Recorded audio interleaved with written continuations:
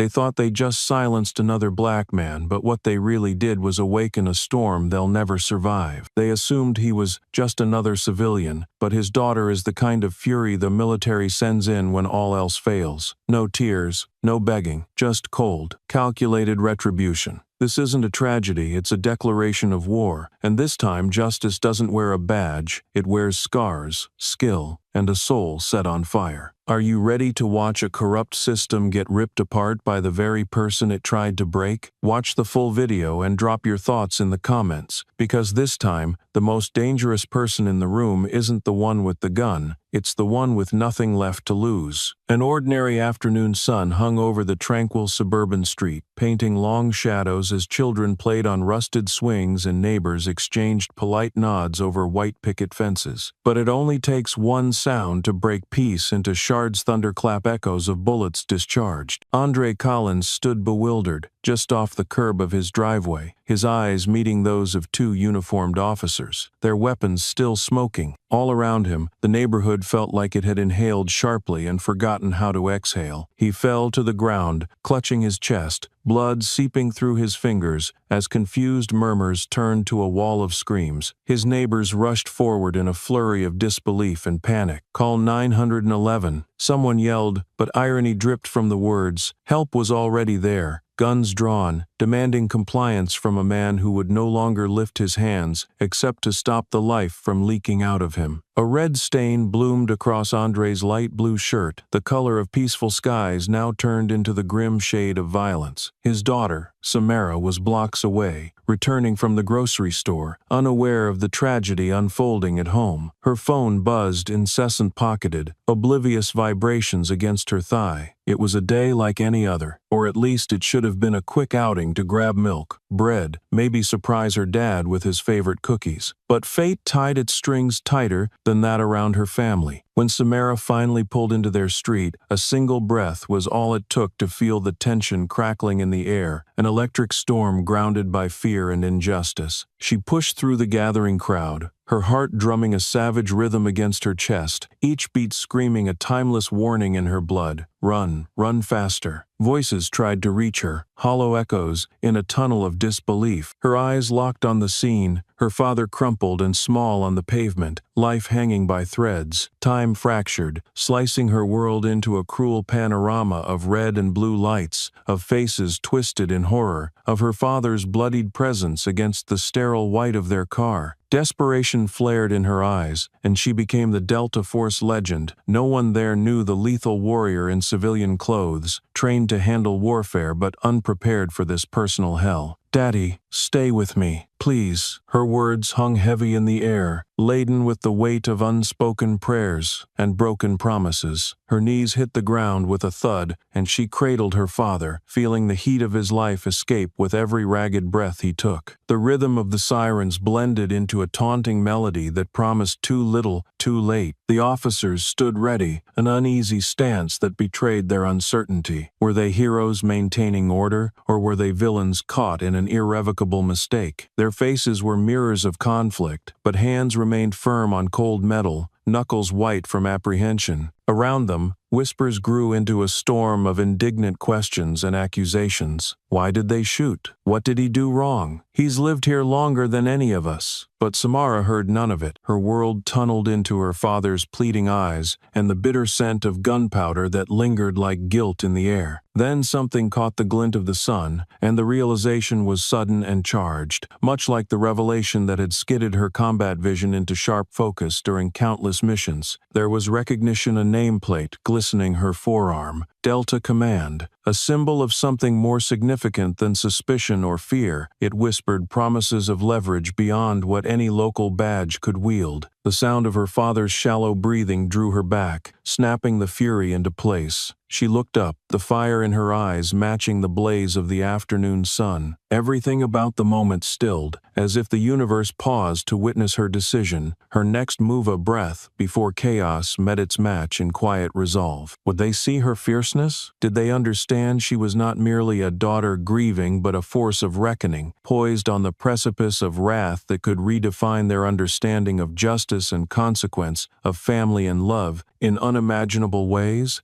Samara Collins was never one for dramatics. Her life in the Delta Force had taught her the value of silence, the sanctity of subdued strength. To see her now, staring fiercely at the encircling chaos of neighbors and law enforcement, one might glimpse only a shadow of the woman who had ghosted through war zones, an echo of the operative who moved mountains without leaving a trace. But within her, volcanic intensity roiled barely leashed. She had returned to this neighborhood coated in layers of normalcy, seeking the life her father always dreamed she would have, a life of routine and simplicity, detached from the din of artillery fire and the press of relentless strategy meetings. But there were rules for civilians, she realized with a chilling clarity, rules that didn't accommodate faces like Andre's, even if those faces belonged more to the land than the badges leveled against them. The crowd thickened, voices spilling over like an unruly tide. Samara's mind, honed sharp in military precision, categorized possibilities and devised scenarios, running lines of potential success or failure. Yet, her heartstrings tethered her to a simpler salvation, the primal urge to save the man whose life defined hers. It was that intensity she turned upon the officers, stepping forward, her movements deliberate. "Who's in charge here?" her voice carried, slicing through the cacophony. Heads turned, and her presence, which had only moments ago seemed an innocuous civilian concerned for her dying father, stepped forth, cloaked in authority no uniform could rival. One officer, a sergeant by rank, met her gaze reluctantly. His eyes betrayed layers of uncertainty and defensive aggression, a man trained to assert dominance through intimidation, yet floundering in uncharted waters where fear eclipsed control. "Ma'am, please,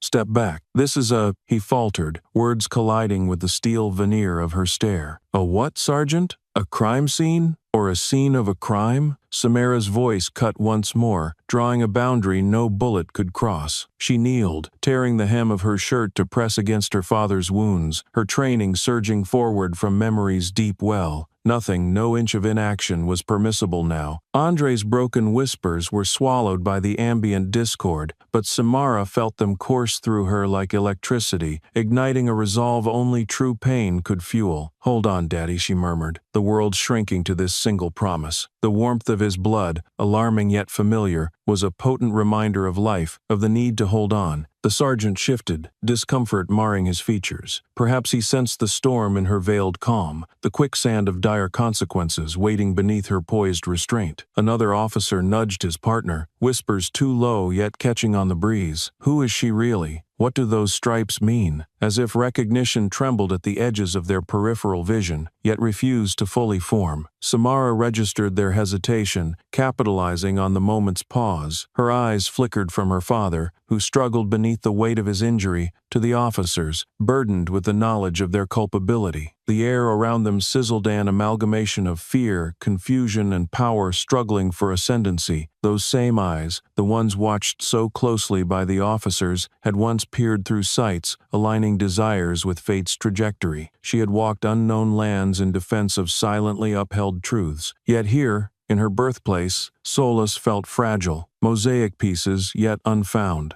"You won't find restitution there," she voiced, breaking the collective breath held between them, "not in avoiding responsibility, certainly not in unanswered wrongs." Somewhere in the distance, sirens wailed anew, an ambulance cutting through the congregation like a promise yet fulfilled. It was the promise of aid, of rushed possibility battling against an eroding timeline. Samara's glare, embattled and defiant, invited no further questions. The officers withdrew, but their retreat bore the weight of foregone conclusions. She had shown them her hand, not openly, not without strategy, but in the measured way a single move shifts entire battles. "We'll be watching," the sergeant offered, an omen tangled in his departure. "And we'll be disappearing," Samara countered, the layers of threat polished in her words, bidding the officers to consider outcomes in a world she knew better than most, a world where justice had no uniform, no script of colored lines. With the ambulance trained like gunsmoke behind the parting crowd, Samara prepared to follow, not as an obedient member of a grieving family, but as a warrior forced to draw new lines in battles demanded by love.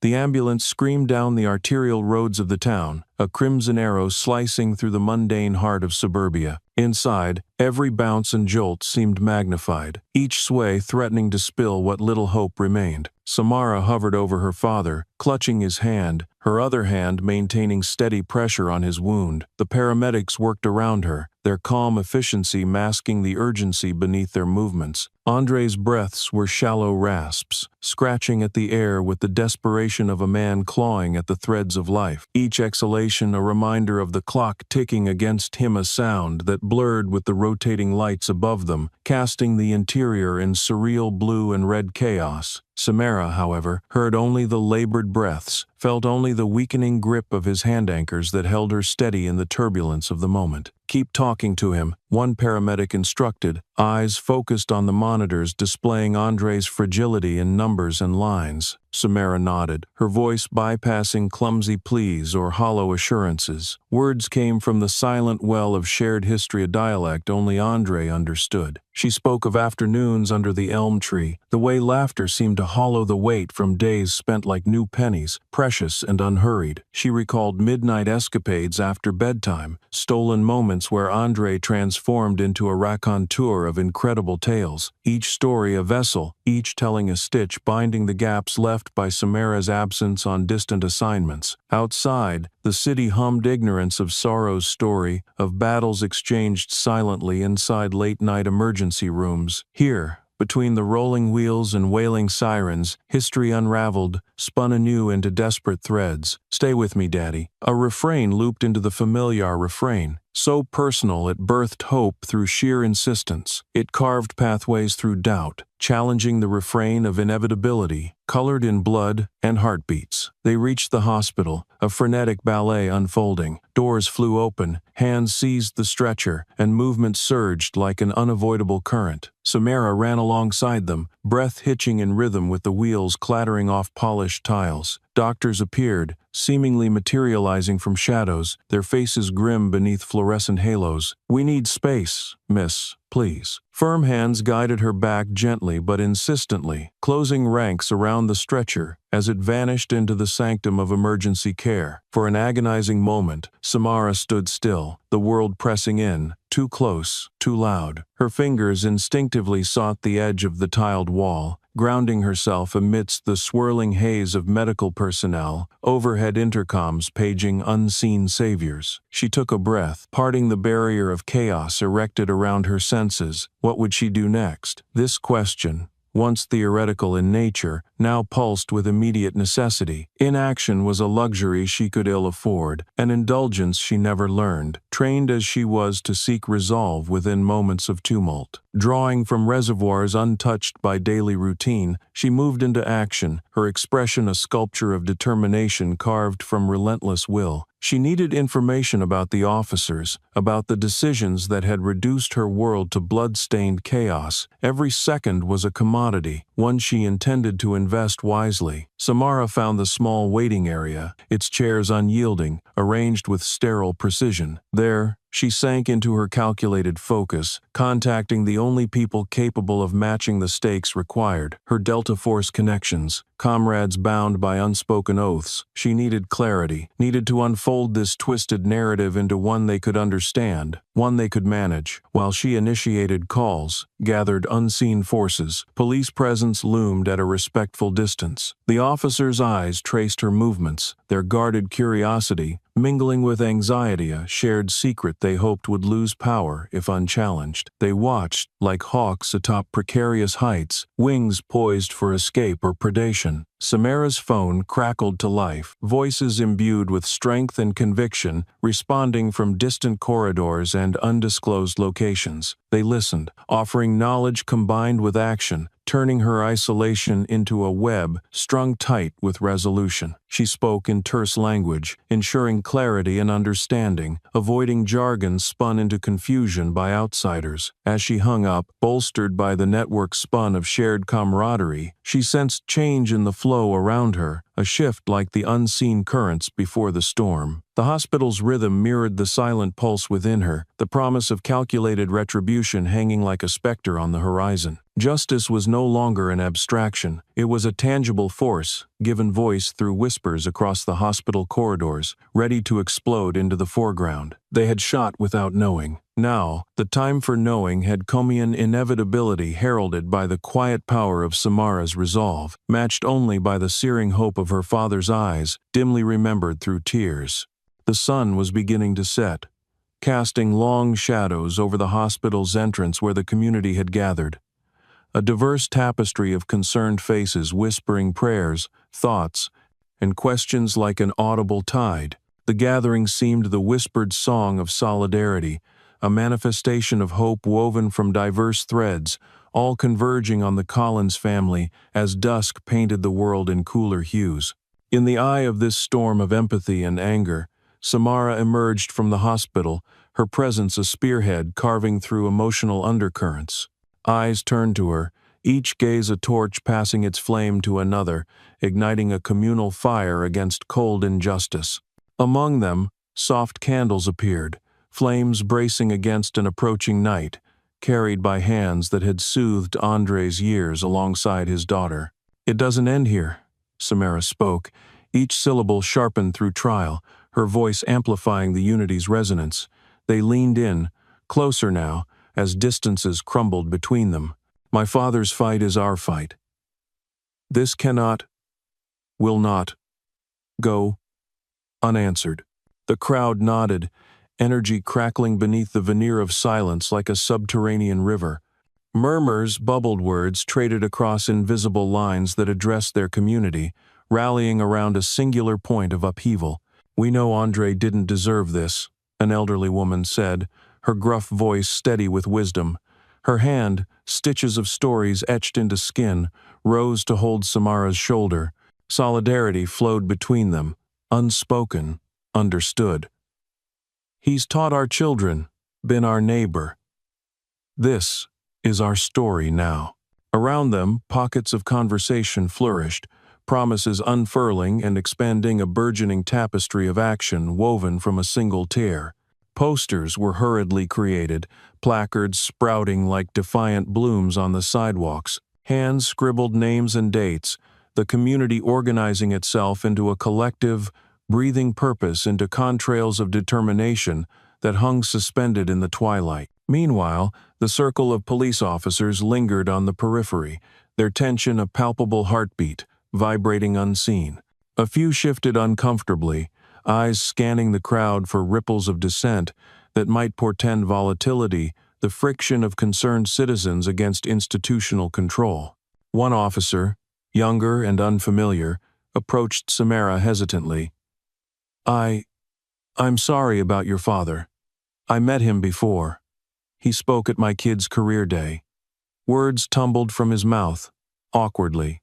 He was inspiring. Samara acknowledged him with a nod, surprise breaching her fury's carefully built dam.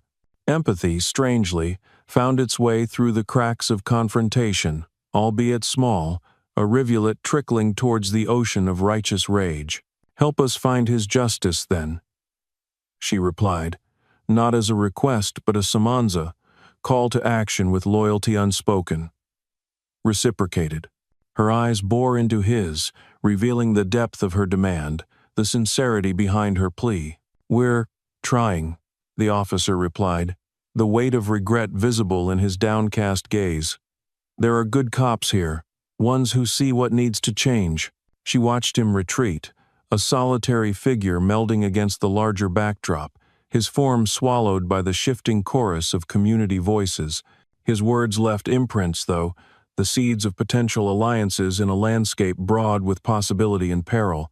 Around her, chants began, synchronized cries echoing through the evening with sculptured precision.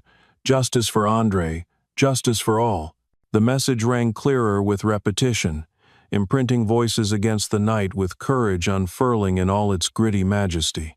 Samara stood, amidst it all a conductor of concerts, much louder than any gunfire meant to silence them. As their collective roar expanded, As candles dotted their edges with small but fierce light, she felt the indelible weight of a new plan forming. Tomorrow, or within a time for which history had yet to sing, this neighborhood, a neighborhood patched carefully through the ages, currently bleeding but not vanquished, would rise, inspiring stories already whispered amongst gatherings in moments where hope seemed frailest. Tonight, the crowd's chorus would be her lullaby, their vigilance her vigil, and tomorrow, when she brought her father home, it would be under a sky bearing new oaths. The rhythm of unity, dangerous and divine in its simplicity, thrummed in her bones, an undercurrent scribed with intent into the margins of a shared future, defending those who needed it most. The next morning dawned, with a gravity peculiar to days born from night-long vigils. News of the incident, carried by whispered winds and shared across digital landscapes, had reached beyond local boundaries, finding roots into the broader discourse of justice. The community's voices had rippled outward, leaving touchstones on unsuspecting minds across the state. Andre Collins lay in a hospital bed, caught between worlds in a hushed battle no less significant than those fought with banners and signs. Nearby, the machinery around him hummed low, keeping pace with his labored breath, moving in rhythmic alliance with the forces gathering outside these walls. Samara had barely slept, her eyes glazed with the weight of vigil and planning, but the energy in her veins was unyielding. It was morning, yes, but it was also the beginning of a decisive campagna fight, redefined through a canvas far broader than immediate redemption. Her phone buzzed, a seismic rumbling from her pocket that promised momentum she could taste. The tremor of its vibrations, rippling through her consciousness, forewarned of paths yet untraveled, decisions unmade but imminent. "Hello," she answered, her voice a mix of tension and anticipation. "It's Emily from the AG's office," responded a confident voice, a beacon piercing through the uncertainties shrouding her. "We're initiating an inquiry. I want you and your father's case to be one of its keystones. Can you work with us?" The attorney's words were not simply an offer, they were a beacon for systemic scrutiny, the state's imprimatur shadowed by actions committed beyond its surface. Here was a Chancean Openina seed stretching its roots into foundation stones of an order that might finally address Andre's suffering and the narrative he unwillingly embodied. "Yes," Samara replied, steel in her tone, "but this can't just be about one man. We need to put the entire system under the microscope." Emily's voice held understanding and agreement. "That's our intention. We'll start with your testimony, your records. Can you come to the office? We want this to move quickly before shadows lengthen too far." Samara agreed, exchanging logistics, her thoughts a cascade of both fears and triumphs still yet to be defined. The connection terminated with a click, and she closed her eyes briefly, offering silent thanks for this vital step forward. Leaving the hospital, she found the community already gathering again, energy renewed by news of the political involvement. The protest signs, dormant through darkness, now sparkled with new life, sunlight gracing them with validation. Their faith in justice had not been idle. It had prepared the earth for true change to take root. Nearby, Harriet, an old family friend, approached with lines of weariness stamped upon otherwise kind features. Her hands, warm with life, yet spent in organizing and caring, reached for Samara's. "What can I do to help?" Harriet's question bent only strands of air, yet it was entwined so deeply with everything else there was profound power in the offering. "We're taking this to the highest levels now," Samara replied. "Keep the pressure up. The more light we shine on this, the less places darkness has to hide." "We got reporters coming," Harriet said, her tone transforming into one of determination edged with hope. "Real ones, not just the local papers. They want to hear from us all." Samara nodded, their slight exchange igniting an ember of mutual understanding. Just a spark, however small, could flame into something unstoppable in the face of indifference. As she stepped away, leaving Harriet to marshal her forces, Samara saw familiar faces in the crowd, people who had known her father, who shared in his vision of unity that refused segregation by anything other than shared humanity. She dipped her head slightly as she passed them, acknowledging a truth binding them tighter than any other, that time and tragedy might briefly unravel, but faith, when stitched with such fierceness, wove back around resilient in its singular purpose, strength drawn from the kind of justice no single bullet could terminate. Samara stepped into her car, eyes set on the path ahead. She drove towards the Attorney General General's office, carrying with her the weight and warmth of community, the echo of voices unified, and a promise etching permanence into the events of today and the pages yet to be turned in the book of tomorrow's justice. The Attorney General's office, an imposing monolith of justice nestled within the city's bustling heart, loomed before Samara like a fortress. Its polished marble facade gleamed with institutional authority, the weight of bureaucracy layered in every carefully etched cornerstone. She strode through its revolving doors, her every step a testament to the resolve that had buoyed her thus far. Within these walls were the very roots of the system that had both betrayed and, she hoped, now promised redemption. Inside, the air was a mixture of stern silence and whispered purpose. Legal aides scurried about with the kind of unyielding focus that only cities know as silent correspondence cultivated through shared objectives and veiled ambitions. The receptionist's gaze, practiced in politeness, met Samara's as she approached. "I'm here for the inquiry," Samara stated, clutching the letter that granted her access, a symbol of bureaucracy, twisted into a beacon for justice. "Of course, Miss Collins," the receptionist replied, pressing an intercom button that summoned an unseen guide. Within moments, a young aide appeared, her hair pinned neatly away from her face, a Spartan badge of efficiency. "Follow me, please," the aide instructed, her voice clipped with professionalism seasoned by the camaraderie of shared goals. She walked briskly, leading Samara through a labyrinth of corridors lined with reminders of the building's roll-framed proclamations of achievements, portraits of past guardians whose legacies whispered through the marble halls. They arrived at a large, nondescript conference room, its atmosphere one of grim determination, air charged with the detritus of necessary battles. The table dominated the room, its polished surface sprawling out like a silent board for unseen strategies. Seated at its helm was Emily, her expression a mosaic of welcome and concern. "Thank you for coming on short notice," Emily greeted, gesturing for Samara to take a seat. Around the table were legal advisors and analysts, their presence a spine for the inquiry's structure, eyes focused on strategy and resolution. "We've started compiling data,"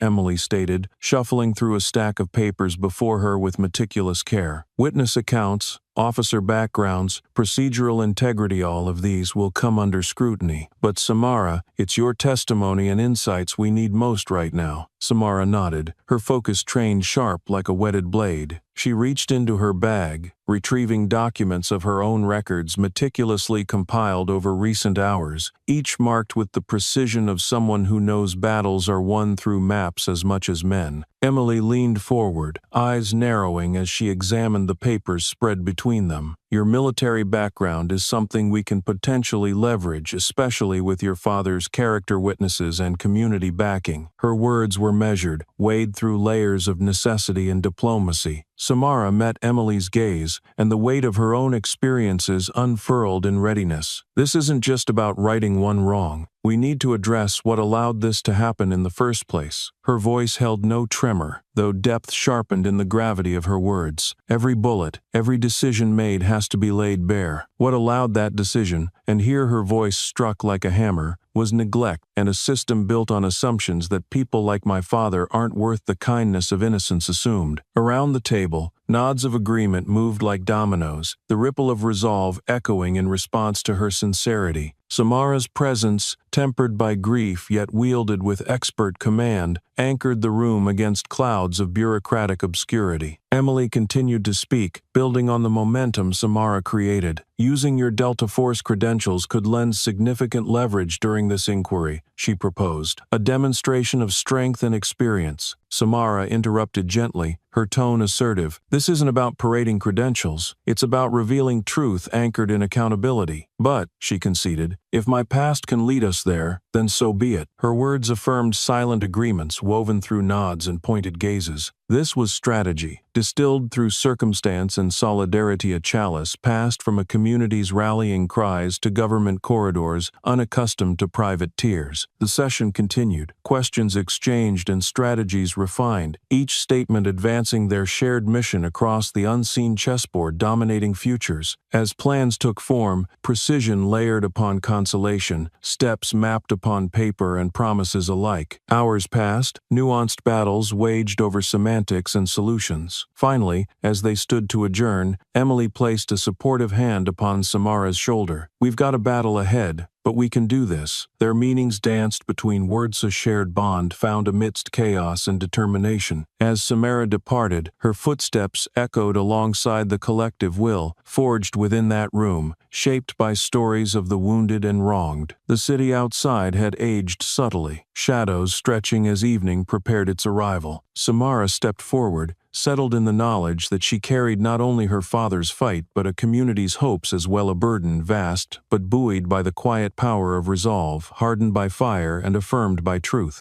The hospital room was a stark contrast to the fluorescent buzz of the conference room, a quiet sanctuary punctuated only by the rhythmic beep of medical monitors and the muted whispers of hope. Samara entered, the doorway framing her silhouette, casting its long shadow over the linoleum floor as if capturing her very being within its confines. The air held the smell of antiseptic, a reminder of battles being fought on microscopic fronts as well. Andre lay motionless, his skin pale against the white sheets that enveloped him like a shroud. The sight pierced Samara's heart, a familiar twist of grief and defiance tightening her composure. His hand, worn with years of labor and love, rested on the bed's edge, upheld by a tangle of tubes and needles that mocked gentle strength with their clinical attachment. "Hey, Daddy," she whispered, seating herself beside him, the chair cushions sighing under her weight. Her hand, steadfast, encircled his, their connection an anchor amidst the storm. "Samara," the word slipped from his lips, barely audible, a thread woven with effort and love deeper than blood. His eyes fluttered, sockets of memory blinking back into dim awareness. She squeezed his hand lightly, the gesture imbued with assurances and stories untold. "I'm here, Dad. You just rest, okay?" His gaze searched hers, the dim spark of recognition meeting the blaze of determination in her eyes. Seeing her there, he drew strength, however feeble, from the relationship that had been his true north through life's numerous courses. "They need to know. You, Sam," he murmured, voice trailing like autumn leaves caught in unrelenting gales. His words, framed within the deep well of his eyes, spoke volumes beyond syntax, a wish for truth, unvarnished yet spoken with conviction. Samara nodded, understanding the weight of unspoken words crafted amidst years spent beside shining elm trees and darkening porches. "They will," she promised, voice strong as tempered steel. "We won't let them forget." Silence swallowed their exchange, the unoccupied spaces filling with memories shared across birthdays, holidays, and evenings, lulled beneath comforting shadows. Samara felt the pull of those recollections, a gravity tethered to every moment they had created together, threaded with laughter and woven into solemn promises. A nurse entered, her presence serene and reassuring, checking the monitors with delicate hands that guided realities with unfaltering precision. She nodded towards Samara, an unspoken agreement looped within her glance, an implicit faith in their shared humanity. "We're lucky to have him with us still," the nurse said softly, marking her notes on an aluminum slate of responsibility. "He's a fighter, just like you." Samara offered a tight-lipped smile, gratitude laced with determination. "My father taught me well," she replied, conviction grounding her voice as vast as the sky beneath which Andre's stories unfolded. The nurse patted Samara's shoulder gently, the gesture a binding knot connecting strength to resolve, before retreating with the hushed grace of caretakers. Her departure left the father-daughter duo encapsulated within shared energies, a cocoon radiating connection amidst the noise of machines. As the shadows of evening buoyed the room upon its threshold, Samara remained vigilant, their presence, a promise unwavering in its silent vigil. She allowed herself to hope, drawing strength from the resilience in her father's silent beckoning for justice. It was a hope fortified by the community that pulsed around them, its collective strength enfolding them within the folds of their care. They were not alone, a certainty she had felt strongest amidst the chanting masses and strategic conversations, amidst bureaucratic corridors and whispered prayers. Samara leaned back in the chair, eyes fixed upon Andre's steady heartbeat, translated across the monitor's face. Delicate movements, almost imperceptible, spoke of insistence upon living even amidst hovering uncertainty. Visions of her plan unfolded within her mind's eye, already spurred into action by earlier conferences. Each conversation, every shared determination stood as a pillar, a structural support crafted from grief and justice, wrapped tightly with strands of indomitable resolve. The clock inched forward, time a sentinel guiding her through this orchestrated vigil. Tomorrow promised new contests, untapped avenues for intervention, but tonight, beside her father, Samara drew upon the strength she knew lay mirrored in those whose stories awaited reclamation. In this room, the unsteady tap of hope and deliberate resolve articulated a quiet aria, song without a name, yet speckled with a destiny that promised change, knitted together by hands that promised fidelity, regardless of the sea ahead. The pale dawn light filtered through the hospital blinds, casting stripes across the room like bars marking the passage of time. Samara sat quietly, her silhouette reflected in the window, contemplating the changing skyline. The weight of the silence was profound, filled with unsaid words and battles yet to be fought. As the city began to stir, its heartbeat a hum of engines and footsteps far below, Samara prepared herself for the next stage of their journey. She knew that while the world outside advanced in rhythmic procession, within these walls, time felt suspended every tick of the clock, a potential shift in her father's fragile condition. In the waiting room, Samara was joined by a figure dressed in the somber tones of authority, a state official from the Civil Rights Division, whose mandate was to inspect the foundations of the incident that left her father fighting for his life. Miss Collins, the official, a woman with sharp eyes that missed nothing, extended her hand. "I'm Lisa Grant. Thank you for agreeing to meet on such short notice." "Thank you for coming," Samara replied, her voice poised yet edged with the urgency born from personal stakes. "He thought you should hear directly from us, from him." Lisa nodded, her expression shifting to one of solemn attentiveness, bred from years spent navigating truths buried beneath systemic complexities. "I assure you, we intend to pursue this thoroughly." They sat together,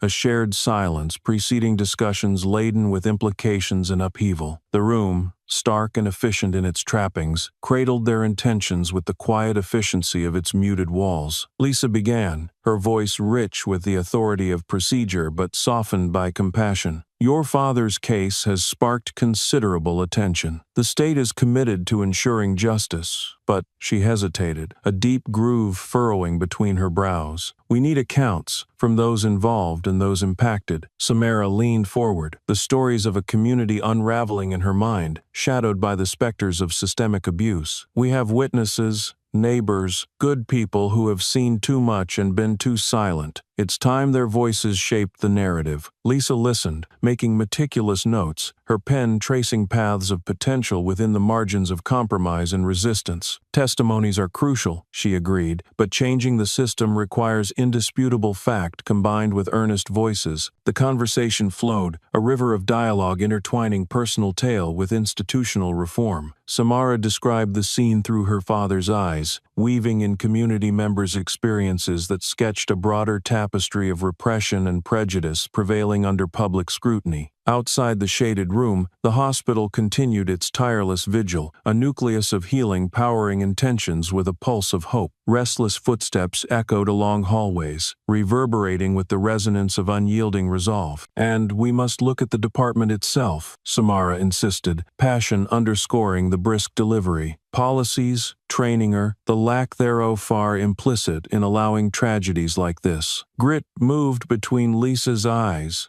and the firm set of her mouth. "The investigation will delve into these areas, alongside pursuing those directly responsible." Their sentences bridged gaps across systemic divides, conversations in this vibrant hush meant to forge pathways where none before existed. As the dialogue cemented plans for justice, the power of community rose, vital as sunlight cresting beyond the horizontal circle, expanding in ever-widening circles, ideas charting constellations even in the bureaucratic night. Transitioning through the discourse, moments paused, allowing purposes to form within foundations steadily laid. Samara's gaze gaze traveled outwards through the slender slats of the blinds, seeing not just the city beyond, but mirroring its reflection upon justice, the quiet mirrors, too, of promises made and paths laid collective. "We'll begin collecting testimonies immediately," Lisa concluded, standing as the meeting neared its close. "I'll ensure you're apprised of every step we take." Samara stood as well, extending her hand, noting the fortitude matched in Lisa's own grasp, a memory quilted from shared objectives, poised to reshape shadows into illuminated avenues. "I'll hold you to that," Samara replied, her intentions echoing softly, twined with unwavering assurance. As the official departed, weaving herself back into the city's complex weft, Samara lingered momentarily, her thoughts touching upon their foundations, a testament to gatherings nurtured under street lamps and stars. She returned to her father's room, footsteps steady, reaffirming the rhythm of their journey, one buoyed by voices too long withheld and echoes nurtured into a chorus meant to build tomorrows. Through the window, the city shimmered with possibility and growing conviction, the morning light lending itself to songs unsung, yet deeply felt within the architecture of intention. In each step Samara took, she felt the hum of potential, built from the delicate filigree of hope infused into the air she breathed.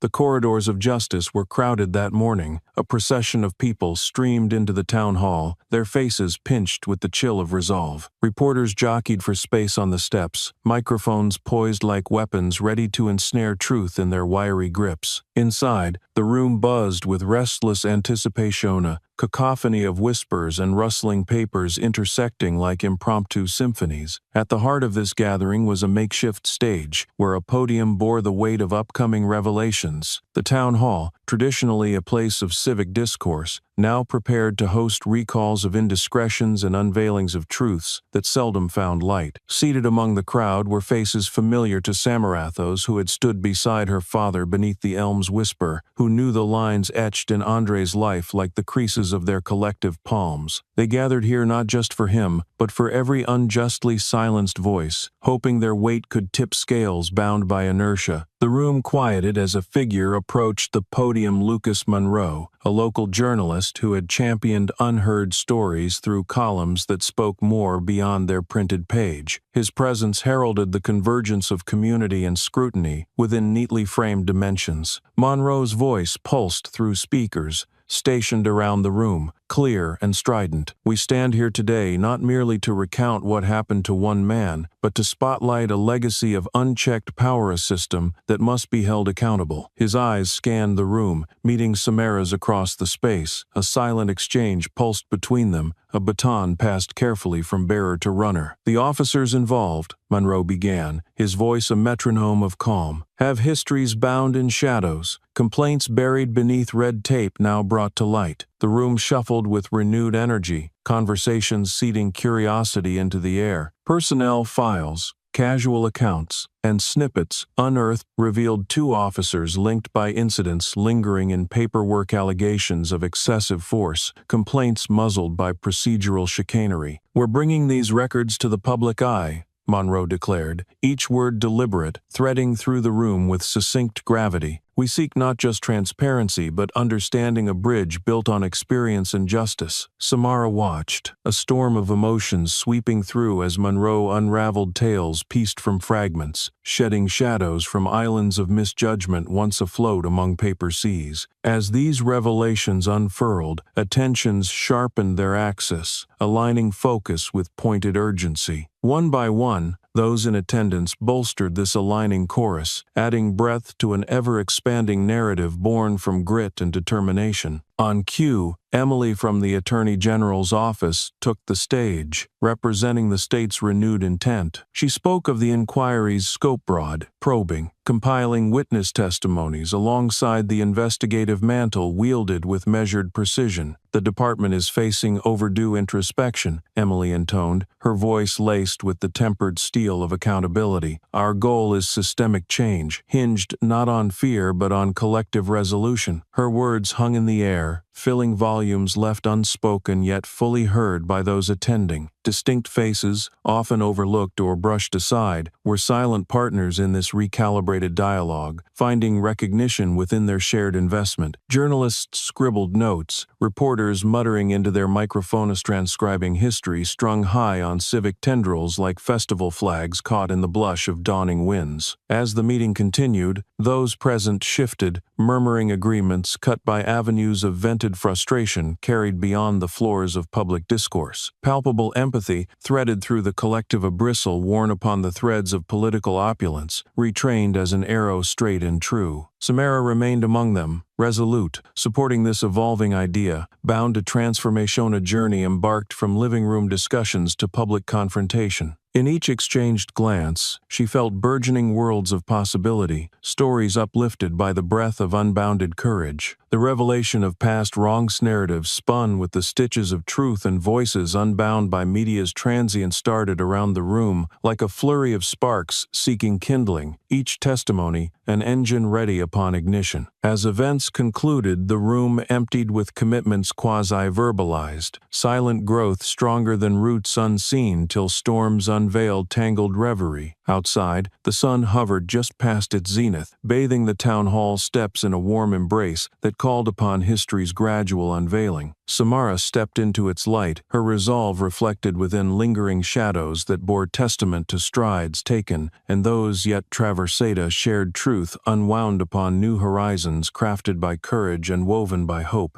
As the town hall stirrings disbanded into clusters of determined conversation, a figure emerged from the fringes, their movements carrying the subtle weight of secrecy soon to be shed. A man, inconspicuous in a way that shied from undue attention, approached Samara with a hesitance belied by the strength in his gaze. "Miss Collins?" he inquired softly, his voice a careful tremor in the orchestrated chaos of departure. Samara turned, registering the layers within his stories held captive by history and circumstance. "Yes," she responded, her attention precise, laced with the anticipation of revelations born not from intent but necessity. "I'm Marcus," he offered, his hand sketching unpracticed lines of introduction. "I was there when it happened to your father." He seemed to gather himself with each word, eyes flicking amongst the dispersing crowd, deliberation potently visible in the dance of his hesitation. "Please," Samara said, gesturing to a quieter corner, a well of shadows edged by sunlight at odds with itself. "I'd like to hear what you saw." They settled into sparse sanctuary, away from the fluctuating hum of civic discourse. As he began to speak, the world narrowed to the immediacy of his narrative, each word unfolding truths wrapped in the fabric of understated resilience. "I was across the street," Marcus recounted, his voice descending into the past with a tremulous certainty. "Just coming back from the store, saw the whole thing unfold from the sidewalk." His account painted the chaos as vividly as a mural splashed upon the bricks of collective memory officers' commands,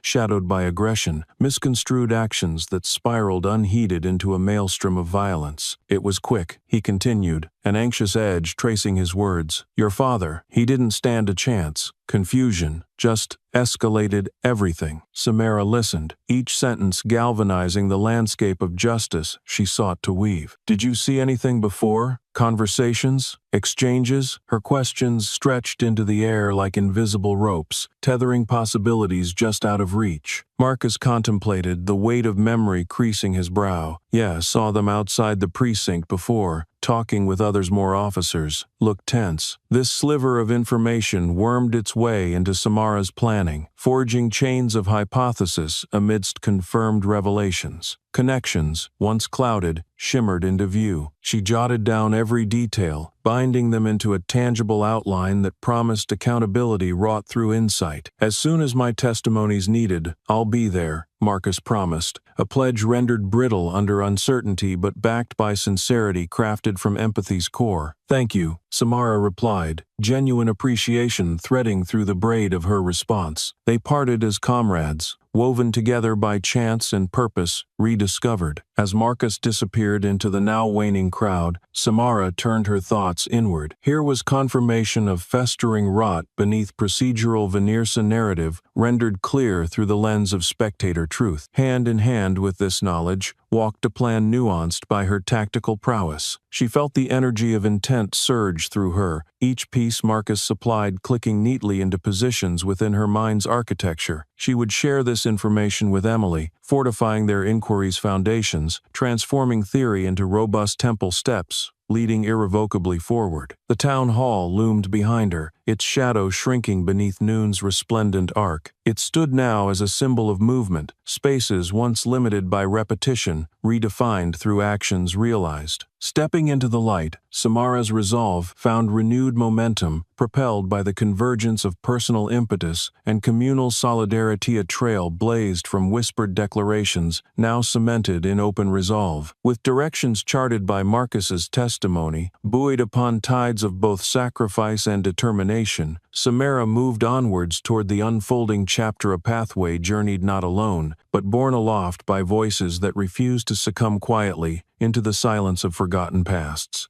As Samara navigated the busy streets back to her father's bedside, her mind whirred with calculated intent, unfolding strategies crafted from the morning's revelations. Each piece of information had settled into place, building blocks meticulously layered into a solid foundation, a structure upon which justice could be constructed. The city pulsed around her, unaware of the battle being fought in the hearts and minds of its citizens. Car engines thrummed with the day's routine, and pedestrians moved with the seamless rhythm of a well-practiced dance, threading through traffic and time. But for Samara, each step was a stride forward in a pursuit that transcended the ordinary. Arriving at the hospital, she felt the familiar weight of the sterile atmosphere, a blend of hope and anxiety that clung to the walls and floors like an invisible haze. She approached Andre's room, her heart sinking with the distant beeping of monitors, connecting her resolve with the unyielding fight within her father's chest. Inside, Andre lay still amidst the quiet chaos, his presence a tether grounding Samara's whirlwind thoughts. She sank into the chair beside him, the leather soft but resilient beneath her tension, echoing the resilience etched in her own soul. The room was a cocoon, enclosing them in its bubble of familiarity juxtaposed against the antiseptic surroundings. "Dad, I'm back," she said softly, her words laced with gentle resolve. His eyes, closed but fluttering with the dreamscape of their shared story, seemed to acknowledge her arrival. Samara reached for his hand, the touch a continuance of the silent dialogue they'd maintained through all these years of shared experiences, both tender and tumultuous. She closed her eyes, allowing herself a rare moment within this sanctuary, her heart settling into the rhythm shared between the room's occupants. Her thoughts drifted to her Delta Force training, the disciplined mindset that had prepared her for countless operations across lands far removed from home. Each mission had taught her adaptability, strength, and the power of unseen advantages, gifting her tools now repurposed into the machine of justice she intended to operate. That training became her guiding compass, setting new bearings that aligned with the horizon sculpted by her family's need for reparation. In the theater of her mind, she crafted scenarios and predictions, step after deliberate step, moving her closer to an outcome secured not through brute force, but through finesse and insight. As plans formed, memory tugged at her,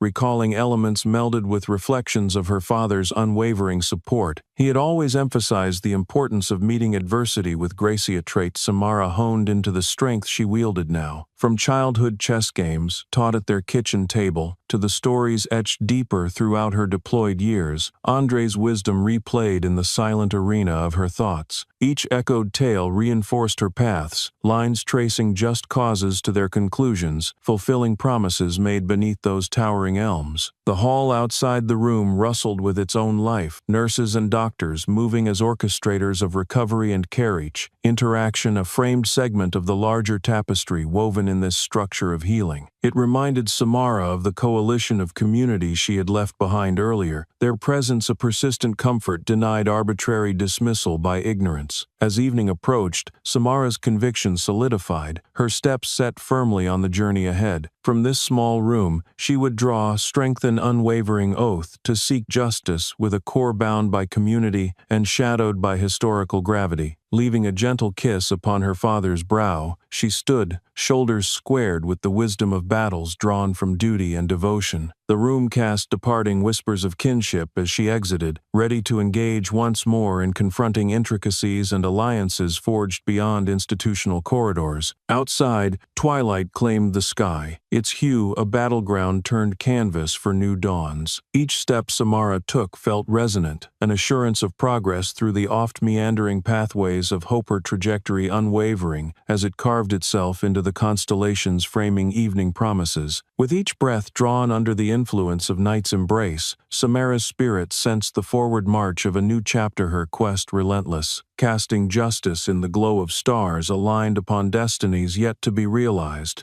As the evening settled into a deepening cloak of blue, the atmosphere was charged with the weight of possibilities. Samara sat on the edge of her modest living room couch, its fabric worn from years of use, offering solace as she sifted through the day's cascade of events. Her phone buzzed with a rhythm that matched the pulse of the city outside, a constant reminder of the world's vigilance. The notifications were relentless messages from journalists hungry for stories, community leaders rallying for gatherings, and allies offering their unique strengths to support her family's cause. They were people stirred by Andre's plight, their collective consciousness seething with the echo of silent promises once relegated to nightmares, now brought into the dawn of action. She picked up the phone, scrolling through news articles displaying headlines that screamed injustice, declarations lambasting authorities' failure to protect the innocent. Each line, punctuated with digital ink, traced paths through civil discourse, enamored with the hope that this spark might ignite broader change. A particular article drew her attention. Its author had captured the essence of Andre as more than a victim,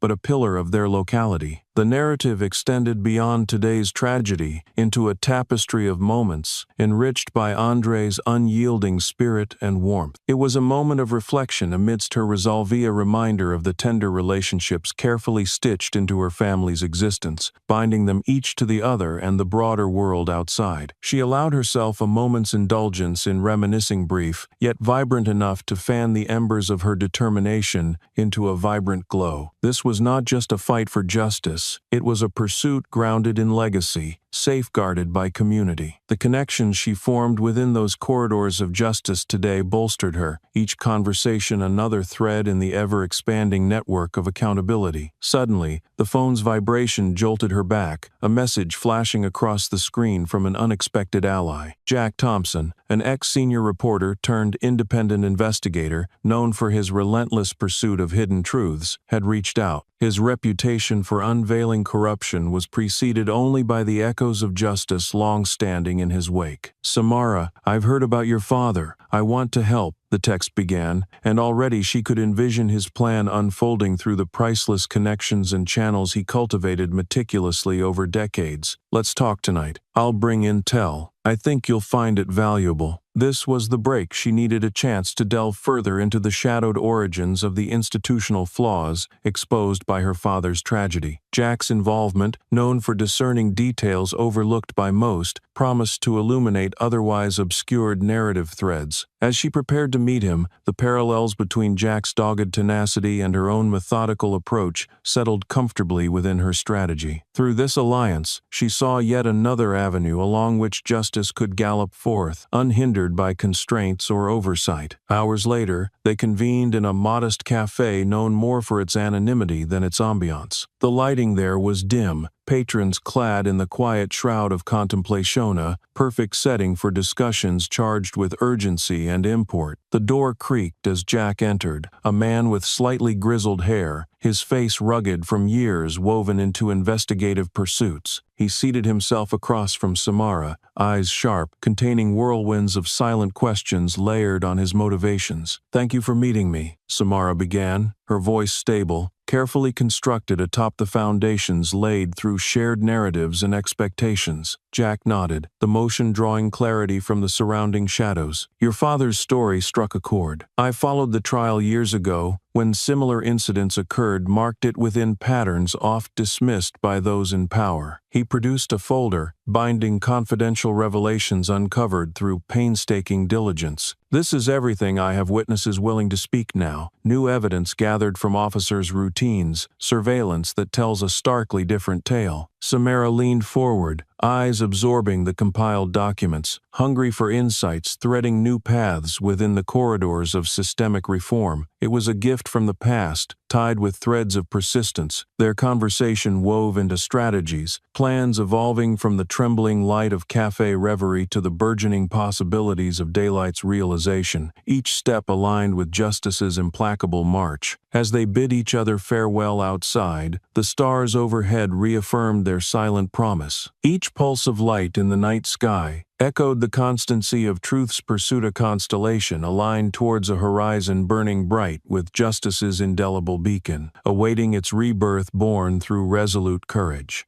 The morning broke with a piercing clarity that seemed to cut through the remnants of the night's discussions. Samara sat in her apartment, bathed in the soft glow of dawn, her mind a nexus of plans solidifying into action. The meeting with Jack had armed her with revelations that promised to reshape the landscape of her father's case, each piece of evidence like a brick laid into the foundation of unassailable proof. The city outside was awakening, the hum of early commuters blending with the first light, orange and pink hues reflecting off windows like silent witnesses to the unfolding day. But beneath this familiar routine, an unfamiliar tension threaded through the Ira collective anticipation, as if the city itself held its breath for the coming storm. Samara prepared herself, methodically checking and rechecking the documents Jack had provided. Affidavits, security footage, timestamps, all cross-referenced with the police blotters, a tapestry woven with threads, unraveled from complacency. She could see the narrative forming, a potent story that could pierce through apathy and denial, igniting change. Later that morning, as she made her way to the community center, her phone buzzed with a series of messages from allies and organizers. The ground had shifted beneath the feet of those accustomed to walking unhindered through shadowed corridors. There was a sense of unity, a call to arms not for battle in the traditional sense, but a rally for justice through voices lifted collectively against the din of silence. At the community center, the air was charged with expectation. People milled about with purpose, their energy palpable, the kind of fervor born from shared conviction. Faces familiar and new greeted Samara as she entered, each acknowledging not a brick in the wall of solidarity they were building together. Among the crowd, she spotted Reverend Harris, a stalwart figure in their community and a longtime friend of her father's. His presence was a balm, a reassurance of wisdom tempered by experience and sharpened by the injustices he had fought against tirelessly through the years. Samara, he beckoned, his voice resonant and warm, drawing her into the circle of gathered allies. It's good to see you mobilizing us like this. Andre would be proud. Thank you, Reverend, she replied, a smile breaking through the cloud of anxiety that had settled over her. We have more support now, more information. It's time to bring this to the wider public and to those who can enact real change. She presented the dossier gathered with Jack's help, spreading its contents across the meeting table draped in textured honesty. Around it sat community leaders, activists, and advisors, all stewards of change in their own right, ready to steer their energy into new channels, directed by Samara's meticulous direction. The room became a hotbed of activity as discussions sparked around the new evidence. Strategies emerged, refined with each exchanged word, a chorus of determination manifesting into actionable steps. Plans were laid for press conferences, legal maneuvers, and direct engagement with policymakers whose actions could tilt the scales toward equitable justice. Reverend Harris listened, interjecting with measured suggestions, his role as a moral compass entwined with tactical advisement. We need to keep eyes on this, he insisted, his words a shot through the bow. Transparency at every level is crucial, not just for Andre, but for every person wronged by these systemic failures. His sentiment echoed across the room, a shared understanding binding them together, the undeniable truth that this was larger than any one case, any single moment. It was about rewriting the narrative of their community from one of survival to one of empowerment and dignity. Together, They sketched a roadmap on Samara's kitchen table, crafting a path through myriad challenges toward a horizon limned by justice. Each step was an opportunity to rebuild trust, to mend the fractures inflicted by a system that too often operated in opposition to its stated ideals. As the meeting dissolved into determined action, Samara stepped back, observing the network of engaged individuals springing into motion. It was a living organism, fueled by the fire of those who refused to let tragedy write the last chapter of their community's story. Having set into motion the day's plans, Samara allowed herself a moment of reflection, breathing deeply the refreshing air that spoke of new beginnings. Her resolve was unyielding, her mission clear to see through the clouds of injustice, toward a future defined not by the echoes of gunfire, but by the light of transformation. Today, they had become architects of that future. Each action, a line etched into the evolving canvas that stretched far beyond their immediate grasp. Samara's vision, once clouded by grief, now shone with clarity, a lighthouse on the stormy seas of inertia, guiding their sails toward the tide of redemption. The echoes of the meeting lingered in Samara's mind as she made her way to the Attorney General's office. The streets outside were humming with life, a stark contrast to the solemn purpose that guided her steps into the heart of legal authority. She carried with her the weight of collective hopes and a dossier that could alter the trajectory of their pursuit for justice. The building loomed, its facade, cold and unyielding, yet within its walls lies the potential for change of promise, etched into its very foundations, echoing through its marble hallways. Samara entered, greeted again by the familiar surroundings, but today felt different, charged, brimming with the energy of impending transformation. Inside, Emily awaited her, rising from behind a desk, burdened with layers of paperwork, the detritus of systemic inquiry. Her expression was one of steely determination, tempered by the cautious optimism that today's revelations might propel their cause forward. "Samara," Emily greeted, her voice a conduit of professional warmth, "I've been looking over what you and Jack found. It's damning, but it's just the beginning." "It's a start," Samara affirmed, placing the dossier before Emily, the pages radiating a potent mixture of clarity and challenge. "The evidence implicates more than just the officers involved with my father. It points to a broader neglect, conflicts of interest within the department." Emily scanned the documents, her gaze meticulous, seeking the thinnest threads that bound human error to institutional bias, a tapestry of complicity needing unraveling. "This aligns with some of our findings as well. There's a pattern, and it's time to confront it with the full weight of our resources."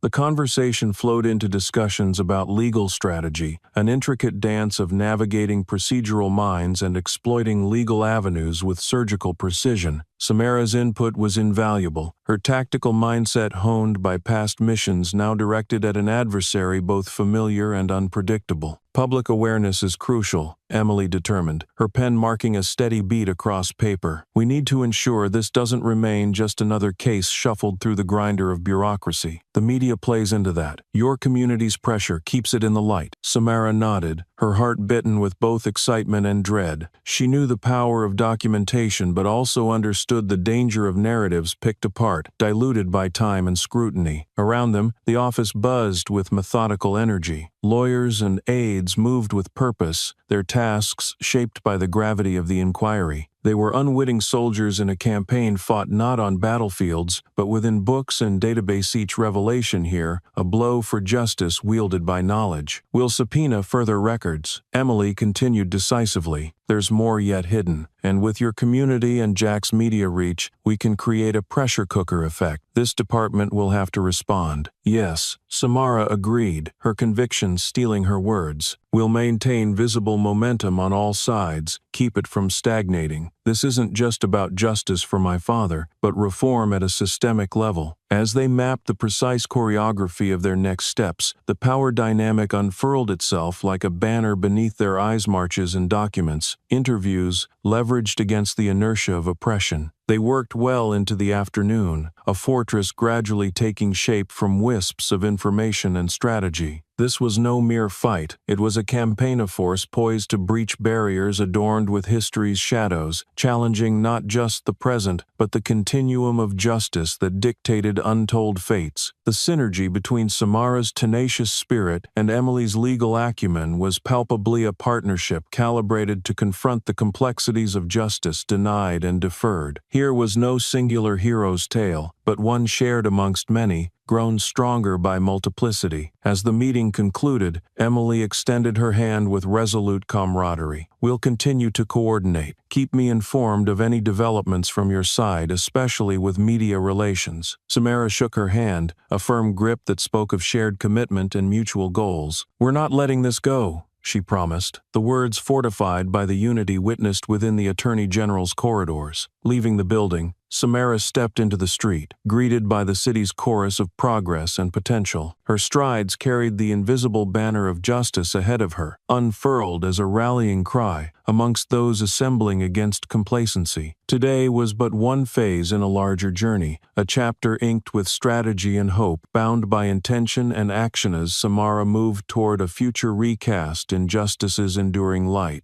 The city lights blinked to life against the descending march of dusk. Samara walked with measured resolve back towards her apartment, the concrete beneath her feet a steady rhythm of assurance in an otherwise turbulent landscape. Each step was a silent vow, a beat towards justice that echoed in her mind, keeping pace with her thoughts, which skittered like electric lines over the day's accomplishments and tomorrow's trials. As the evening deepened, a fresh gust of autumn air whirled through the narrow corridors of the streets, rustling the leaves into a symphony of whispers. Above, the stars began to punctuate the darkening sky, distant yet ever-present, mirroring the array of efforts now aligned in pursuit of justice. Arriving at her building, Samara considered the pieces still unresolved in her strategy, but knew well enough where answers would likely present themselves. Her father's dignity threaded through each action she contemplated, giving weight to both her fear and her hope. Inside her apartment, an enveloping hush took her in, providing a rare cocoon where strategy could unfurl unguarded. She settled into the solitude, the evening's quiet draping itself around her shoulders like an old familiar friend. It was a necessary reprieve before taking the next plunge into the bureaucratic tide. Samara's thoughts wandered, drawn to memories of her father, an ineffable presence woven into the very essence of her home. Each recollection sparked both a bitter longing and a fierce resolve, fueling her with vivid reminders of the gentle strength that defined Andre's life. Those moments were interrupted by a phone call, her phone's screen illuminated with a friendly name, the caller ID revealing the smiling face of her childhood friend, Mel. With a grounding breath, Samara answered, grateful for the welcome distraction. "Hey, Sam." Mel's voice came through like balm against the raw edges of her day. "I just saw the news earlier, everyone's talking about it," he continued, his support slipping seamlessly between each word. Samara leaned back against the couch, a rare smile relaxing her features. "Yeah, it's taken on a life of its own. We've drawn attention, but the real work's just beginning." "I bet," Mel replied,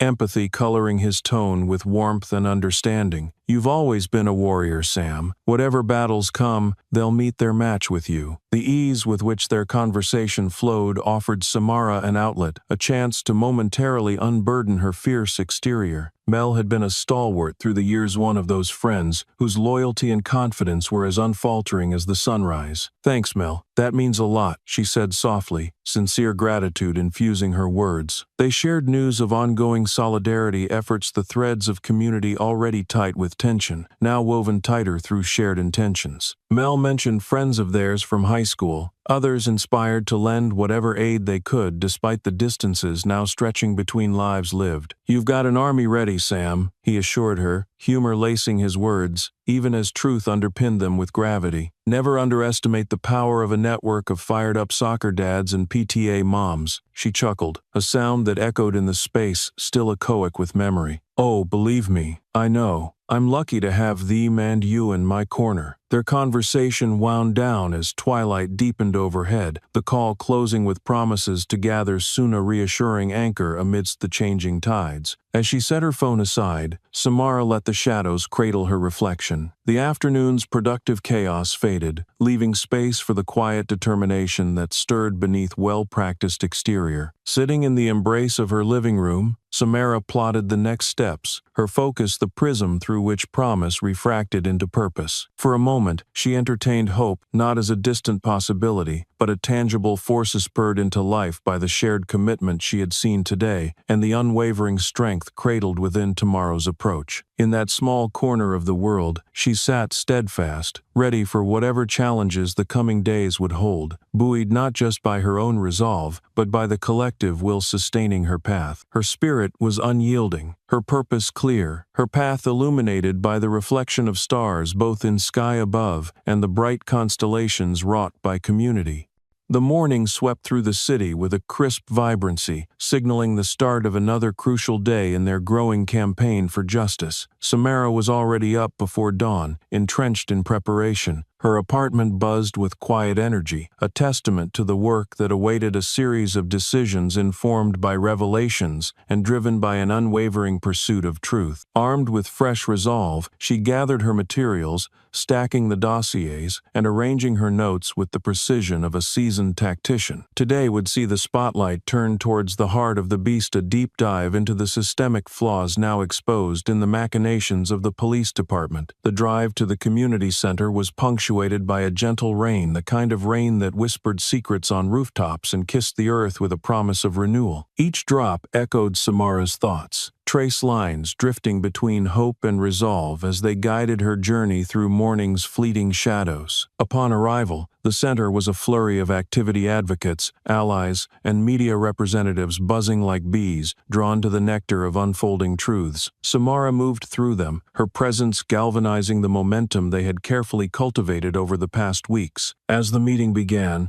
voices mingled with the delicate patter of rain against glass, a symphony of nature and determination fused into a promise of resolve. Central to their gathering was an unveiling, orchestrated with precision, the unveiling of systemic corruption, meticulously documented in the records they had obtained. Reverend Harris stood amongst them, his voice an anchor within the waves of conversation. "Today, we shed light on what has been kept in the dark for too long," he declared, his words the cadence of authority shaped by moral righteousness. Samara stepped forward, the room falling into a hushed anticipation, a collective breath held as she prepared to lay bare the heart of their unearthed discoveries. "We have evidence," she began, her voice steady. "Records of complaints ignored, patterns of bias in actions, officers perpetuating harm rather than upholding their duty to protect." She spread the documents across tables, the sheets radiating truths inked not just with mistakes, but with deliberate oversight, a trail of negligence, forming its own narrative beneath the surface. Jack, positioned near the media contingent, documented the unfolding developments with skill molded from decades of journalistic inquiry. His camera zeroed in on each piece of evidence, ensuring their revelations would ripple beyond these walls, shared with the world eager for authenticity. The news of corruption was like a stone cast into a tranquil pond, the ripples setting off chains of conversations and speculations that quickly filled the room, capturing attention and inciting resolve. Each individual present felt the weight of these truths, perceptions shifted by the understanding of what truly lay beneath the surface. Emily entered then, her appearance testament to the legal artillery of accountability now aligning. She joined Samara at the forefront, providing legal context to the revelations, a brief synopsis that connected the dots between community impact and institutional failure. "This is not just about mistakes made by individuals," Emily emphasized, her gaze sweeping the assembly. "It's about systematic neglect, where the machinery meant to safeguard our society has instead turned against it." Their coalition became a crucible of intention, vows woven amongst them like threads strengthening steel. Each participant brought to bear their questions, probing through the fog of confusion with the clarity of purpose that this exposure would be more than spectacle, that it would galvanize lasting reform. Discussions sprouted, an intertwining of concerns and strategies, how to leverage media attention,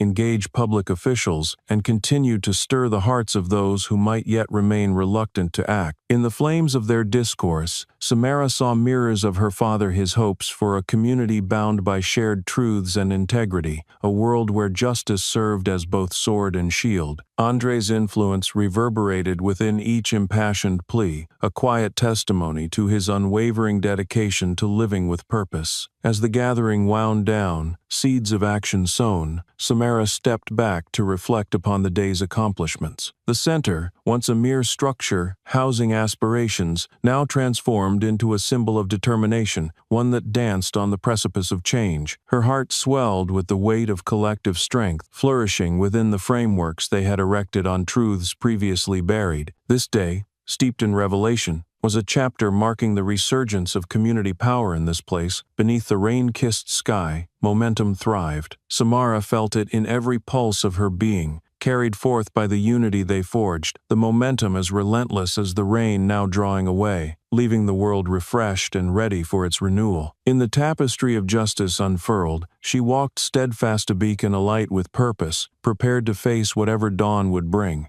The sound of footsteps echoed in the narrow alley as Samara and a small group of key allies approached the back entrance of the community center. It was here that they would meet with the members of the community, a gathering fueled not just by the revelations of corruption, but by an indelible bond shared across struggles long ignored. The inside of the center hummed with anticipation. This was no ordinary meeting. It was a call to action, an assembly of souls committed to forging new paths from the rubble of systemic decay. Faces reflected a spectrum of emotions from defiance to hope, each nuance, a thread binding them together. Chairs were arranged in a circle, rejecting hierarchy in favor of unity. Samara took her place, greeted by nods and small, shared smiles, emblems of trust and mutual respect that reaffirmed her role not just as Andre's daughter, but as a leader in their collective cause. Reverend Harris commenced the meeting with a prayer, his voice rich with a conviction that settled over the assembled community like a warm blanket. "May our actions reflect the justice we seek, and may our unity be our strength," he intoned, the words weaving themselves into the hearts of everyone present. When the prayer finished, Samara stood, the floor yielding to her measured steps. She spoke not from notes, but from the depths of her own lived truth, each word carrying the weight of the journey they had embarked on together. "We know what we're up against," she began, her tone a harmonious blend of determination and empathy. "But we also know what we're fighting for, a future where my father's story is not an exception, but a catalyst for change." Nods and murmurs of agreement rippled through the group, a silent, powerful affirmation of their shared spirit. It was this unity, built through hardship and sustained by resilience, that would drive them forward. They spent hours strategizing, breaking into smaller groups to tackle various aspects of the campaign. One team focused on public relations, crafting narratives that would capture public imagination, ensuring their message echoed beyond local borders. Another group planned outreach, mobilizing neighbors and allies to join their efforts. Samara moved among them, offering guidance born of her tactical acumen, her presence a stabilizing force amid the flurry of activity. Her father's influence permeated every corner of the room, a guardian spirit witnessing the fruits of seeds he had sown through years of quiet advocacy. The discussions were intense, each question posed and solved drawing the group into tighter collective resolve. The atmosphere was charged with a palpable energy, a tapestry of commitment and vision that bore the weight of dreams deferred. It was invigorating and solemn, life and liberty entwined. Suddenly, the room quieted as Marcus, the witness who had approached Samara at the town hall meeting, stood up, his expression earnest. "We've all got our part to play," he began, his words a call to arms that resonated in the space between them. "I saw what happened, and that gives me a duty to speak. It won't be easy, but knowing you're with me," he paused, drawing strength from their collective gaze. "You give me courage." Applause erupted, a chorus of support lifting him up, igniting an ember that burned brighter with each clap, each voice lifted in solidarity. This was testimony to the power they wielded when standing together, firm in their pursuit. Samara felt the moment, its weight settling into her heart, a beacon of clarity shaping their shared purpose into tangible action.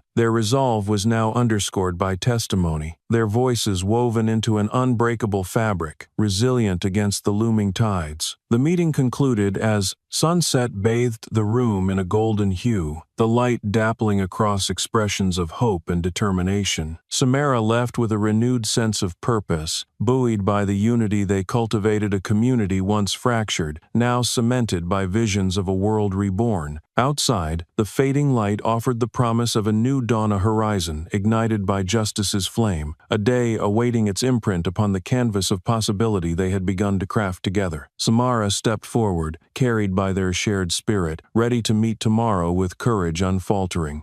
As night draped its velvet cloak over the city, tension simmered within the police precinct, a simmering teapot of unresolved conflicts and growing disquiet. Inside, only the hum of fluorescent lights dared break the solemn silence. Officers moved with an unease that stemmed not just from the revelations shared with the public, but from the whispers that now swirled like dark currents beneath polite exchanges. In the heart of this unease was Detective Markson, a veteran of the force whose conscience pricked him with the knowledge that shadows lurked beneath the veneer of authority they all wore. He sat in the precinct's small break room, a retreat where walls echoed private thoughts and solitude could be mistaken for solace. Here, he held in his hands a filione thicker and more foreboding than protocol might justify. The door swung open, admitting Officer Blake, a younger recruit whose eyes held the fire of idealism yet untouched by the darker shades of reality. Their paths had crossed often, but tonight a new urgency hummed between them, filling the space with invisible tension. Detective Markson, Blake greeted, hesitating at the threshold. He shifted, one foot poised to retreat, the other gravitating forward, a tug of war suspended in Markson's knowing gaze. "Come in, Blake," Markson invited, motioning to the chair opposite. He understood the gravity of what lay before them, spelling danger as much as it offered redemption. "We need to talk." Blake settled into the chair, his youthful eagerness tempered by the seriousness he had seen mark Markson's demeanor. "About what's been happening with the Collins case. The protests." "Exactly," Markson confirmed, his fingers tapping the thick filia heartbeat of paper and promise. "You've seen it all unfold, I know, and there's something we need to discuss before this spirals further out of control." Blake nodded, the weight of inquiry forging a quiet bond between them. Though new to the force, he had heard the whispers of impropriety threaded through locker room chatter, suggestions of truths buried too deep for daylight's casual glance. "The evidence gathered against some of our colleagues," Markson continued, his words deliberate and heavy with implication. "It's serious. Corruption, abuse, systemic failures, woven in with personal transgressions. Failures that people like Andre Collins suffered beneath." Blake filled in, his voice low yet punctuated by conviction. His was the echo of Samara's determination, a ripple reaching even here into precinct walls meant to shield against change. Markson leaned back, the aging chair creaking under the weight of their combined considerations. "You and I have a responsibility. We're supposed to enforce the law, protect the innocent, not become enmeshed in this mess. But to do that, something has to give." Blake met his gaze, understanding dawning with the light of potential action. "Whistleblowers," he breathed, the term rife with both promise and peril. "Exactly. We need to blow this open from within," Markson affirmed. "What Samara and her team have uncovered, it's just the beginning. We're witnesses too, but we have access to more detailed logs, records, connections. She's just beginning to scrape." Blake grappled with the implications, a bead of sweat tracing down his neck, a physical reminder of the razor-thin edge they balanced upon. "Where do we start?" Markson's answer was unadorned, a thread snipped from destiny's loom. "We start by compiling every record that holds this precinct up to the light. Without the shield of secrecy, corruption wilts. But understand this, Blake, there'll be consequences." The room's air thickened, charged by the inevitability of their pact. This was a step that threatened careers and reputations, a plunge with no parachute. Yet the very notion of retreat displeased them, intent bound by strands of justice stronger than fear. "I'm with you, Detective," Blake declared, the tremor in his voice more forceful than hesitant. "For Collins, And for anyone else who might become a victim, Markson nodded, feeling the tides shift beneath their feet, a convergence of purpose, lining their path with hues of courage unmet by regulation. They stood, bound by an unspoken oath, the weight of their shared decision, now forming a new, clandestine partnership. As they prepared to act, the precinct stood silent, humming with the tension of secrets it cradled unbeknownst to the movements good men now undertook within its walls. Beyond its confines, the city lay suspended between currents dark and illuminated, yet shadowed faces already began to cast sideways glances. Redemption flickered between words exchanged in confidence, a path sketched between the reckless abandon of their undertaking and the clarity of truths emerging from the shadows at last. Their steps reverberated across the hallway, a rhythm synchronous with midnight's Pasinga duet of courage and consequence set against the oppressive silence enveloping the precinct walls. As light faded, yielding ground to the deep promise of night, Markson and Blake knew they would carry forth the burden of their quest, a quest that transcended the confines of bureaucratic inertia, amplified by the promise told only to shadowed walls and stars.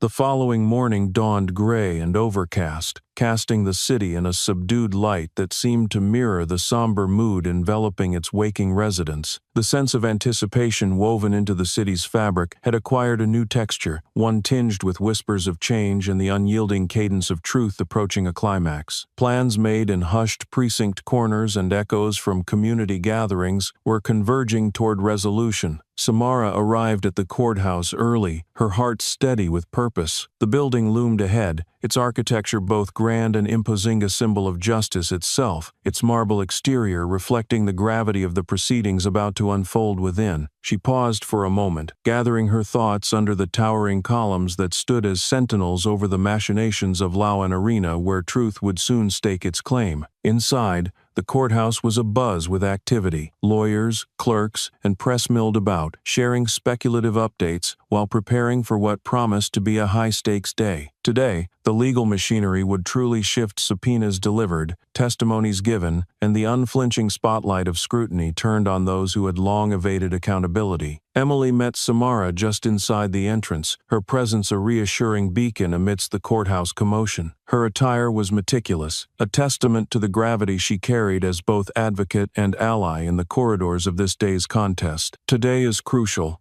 Emily stated, her voice low but underscored by determination. "The evidence we've gathered, what you and Jack provided, along with internal statements from the precinct, positions us strongly." "It's not just about positioning anymore," Samara replied, matching Emily's resolve with her own. "It's about making sure every voice is heard, that the full narrative is revealed." Together, they navigated the labyrinthine halls, the air suffused with tension and anticipation. Today would showcase the culmination of all their efforts, the convergence of community resolve and institutional accountability set against the backdrop of a legal theater. As they entered the courtroom, Samara was keenly aware of the stakes involved. Her father's plight had ignited a broader examination, one that might redefine justice for many more. She drew in a steadying breath, envisioning Andre's unwavering support alongside Hera's presence felt even amid the fray of attorneys and gathering spectators. The room filled quickly, the gallery humming with expectant energy. Community members, media representatives, and legal counsel converged, coalescing into an audience poised to witness the execution of justice or falter in its pursuit. Proceedings commenced with the rhythmic crash of the gavel, a familiar punctuating note that settled nerves while invoking the weight of law's long reach. The judge presiding was known for a no-nonsense approach, her reputation for impartiality a beacon of hope within the diverse crowd gathered. Testimonies began with the precision of a well-rehearsed dance. Prosecutors presented evidence, corroborated by witnesses brave enough to stand under oath, their voices weaving the day's fabric with strands of courage. Marcus was among them, his testimony a fulcrum that leveraged insider knowledge into indisputable truth. His words laid bare what so many had suspected: misconduct, undermining trust. corrupting roles meant to protect and serve. Samara watched as truth ricocheted around the room, each word a trigger dismantling the facade of infallibility long maintained by those entrusted with society's safety. Her heart soared with pride at Marcus's forthright declarations, buoyed by the knowledge that one voice could indeed affect vast ripples. As evidence continued to mount, the defense attempted to counter with weak echoes of procedural excuses and personal deflection, but they lacked the steadfast conviction exhibited by those who testified, eyes steady as they spoke their truths into the hallowed room. Finally, it was Samara's turn. She approached the stand, where her testimony would echo what evidence framed across black and white paper, the narrative of consequences cast in human frailties and collective strength. Cambridge-footed and steel-hearted, she spoke clearly and deliberately, winding threads of her father's story through the courtroom air. Her words captured moments spanning generations, intersecting at the crucial juncture now laid before them. She invoked Andre's legacy, now burdened with the possibility of helping to reshape their fractured system. As her testimony concluded, Samara stepped down, fortified by the support of those gathered, feeling the transformative power of community intention reimagined into action. The day continued. The weighted exchange between prosecution's relentless exposition and defense's crumbling rebuttal heralding shifts, approaching inevitable conclusions. As twilight settled, bathing the city in the soft strokes of impending dusk, proceedings adjourned, participants exiting into the fresh coolness of evening. The courthouse stood witness a monument, reflecting the silent promise exchanged within its walls, a truth carried by the evening breeze. Samara lingered momentarily outside, eyes tracing the departing figures whose presence spoke of resilience worn with quiet dignity. Here was the unbroken chain of intent, each link a vow of fidelity bound by justice, awakened at last from shadows deep. The embrace of evening wrapped around her, and she felt hope breathe into her spirit, a hope built not just from legal maneuvers but from the indomitable will of community, steadfast in pursuit of futures redefined by love and conviction's unyielding grasp.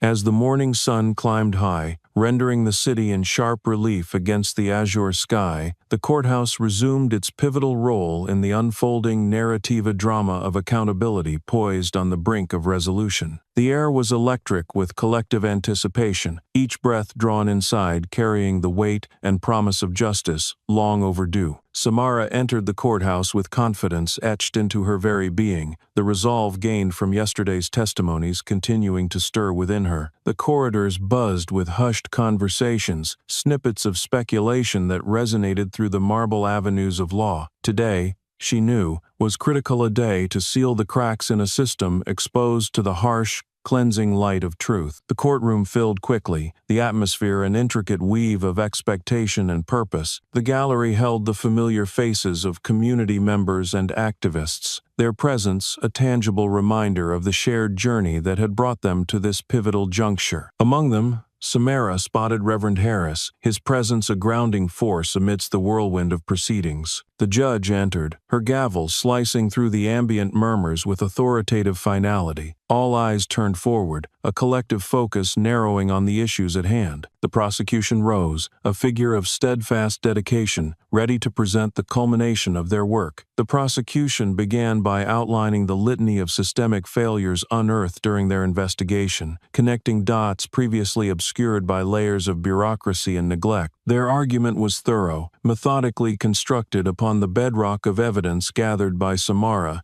Jack, and the community's joint efforts. Witnesses called to the stand added the flesh of human experience to the bones of fact, stories of missed warnings, ignored complaints, and the gradual erosion of trust that underscored Andre's tragic circumstances. Their narratives wove a tapestry of neglect, a cautionary tale of what happens when those tasked with protection become entwined in their own impunity. Among these testimonies was that of Officer Blake, whose conscience had propelled him into action alongside Detective Markson. Today, Blake spoke with determination, his words a sledgehammer against the walls of silence previously shrouding the precinct. His insights were particularly Dominga, revealing glimpses into the internal discussions and tacit understandings that had permitted egregious behavior to perpetuate, unchecked. The defense stumbled under the weight of such evidence, their efforts to deflect and diminish standing in stark contrast to the resolute clarity offered by those striving for reform. They attempted to veil misconduct as isolated aberration, discount inattentionality to systemic patterns, but the clarity of their faltering defense spoke louder than their protestations. As the proceedings pressed forward, each testimony, each piece of evidence was strategically placed to dismantle the protective walls built up around the institution's reputation. It was a relentless march forward, one bolstered by determination and the irrevocable power of truth. In the courtroom, the defense's facade continued to crack under scrutiny, the accumulated effect of relentless resolve wearing down their scripted poise. Their arguments shrank in potency, overshadowed by the cascading revelations of a broken system under the judicial microscope. By late afternoon, the prosecution rested their case, leaving behind echoes of conviction that traveled through the chamber, reaching hearts and minds aligned in a somber recognition of what had unfolded and what hoped to arise in its aftermath. The courthouse adjourned, its participants filtering out into the fading light of a city tinted with the hues of dusk, an environment still vibrant, poised on the precipice of change. Voices exchanged in departure were no longer hushed whispers, but confident discussions, each goodbye accented with promises to reconvene, to see justice through to its rightful domain. Out in the open, Samara absorbed the gravity of the day, standing under the expansive sky that held an abundance of possibility. She felt the gaze of Reverend Harris from across the steps, his nod a silent acknowledgement of their shared mission, a continuation of Andre's legacy now magnified. As they parted ways, each moving toward their next role in this unfolding opus, Samara allowed herself a moment of reflection. She recalled the voices within, those who had spoken truths steeped in pain yet uplifted by hope. Each contribution resonated in the architecture of this renewed justice. Conversations continued, the post-court assembly now ripe with a new determination, a step closer to eradicating the malignancy of complacency and restoring what had long been corroded by inertia. With each step homeward, Samara felt the landscape within her etched anew with every stride, sketches of gratitude filling her spirit. Today, layered with purpose, reinforced the path carved by deeply shared convictions and unyielding strength. In the broader narrative, beyond today's legal verbiage and closing arguments, was an understanding that their journey was yet unfinished, directions laid in place amidst intense clarion call, articulating strength fused with the purified rays of triumph soon to reveal the future unwound.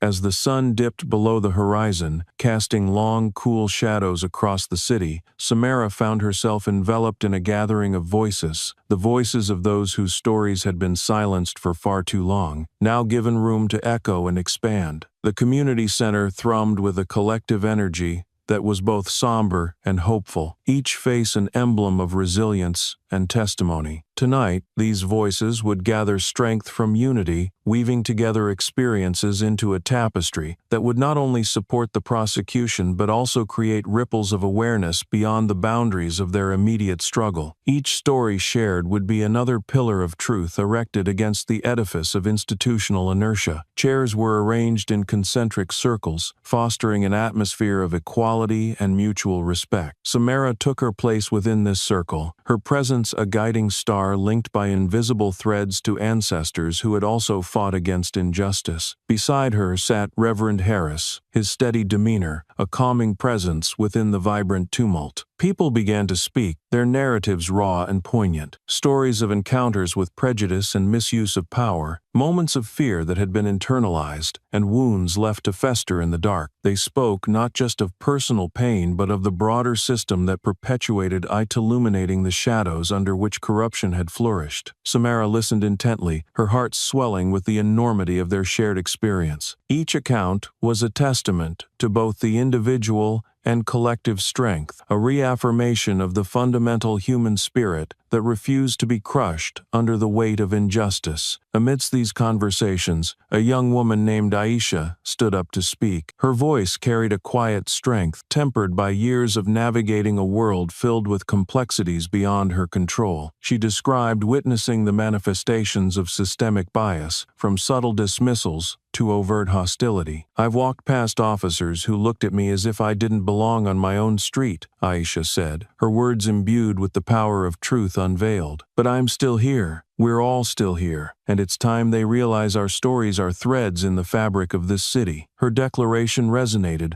a clear note of defiance and hope that swept through the room. The applause that followed was heartfelt, reverberating with an urgency that ignited spirit and demanded action. The stories continued, individual experiences blending into a broader symphony of pain and perseverance. Samara felt an overwhelming sense of purpose as she became a part of this collective memorian archive of truth that would not be silenced any longer. The evening waned, but the fervor in the room only intensified. Reverend Harris, witnessing the culmination of years of advocacy, rose to speak. His words were measured, a melody crafted from his lifetime of fighting for justice and dignity. "We are not alone in this," he assured, his gaze encompassing everyone present. "Together, we are a force of nature, and nature never bows easily to injustice. It pushes against that which would destroy it." His words wrapped around them like a protective embrace, a beacon against the encroachment of despair. The gathering felt renewed, bolstered by the knowledge that their shared truth was not an ending, but a new beginning. As the meeting drew to a close, conversations carried on in animated clusters, the room alight with connections formed and strengthened. Samara felt a gentle hand on her shoulder, turning to see Marcus, whose testimony had been pivotal in the courtroom. "Thank you for giving us this space, Samara," Marcus said, sincerity etched into every word. "For people like me, for all of USIT, makes a difference more profound than you might see." His gratitude was echoed in the eyes of others around them, a silent chorus of acknowledgement that spoke of futures redefined, not in isolation, but within this tapestry of community and hope. Samara left the gathering with her spirit buoyed, stepping into the night air, cool and promising. The city lay before her, transformed by the stories shared, the truths laid bare in the community's unwavering march toward justice. This night was a testament, a marker of resilience and rebirth in the face of adversity. It was a story not just of fighting back, but of rising above, a legacy not just for those present, but for generations yet to come.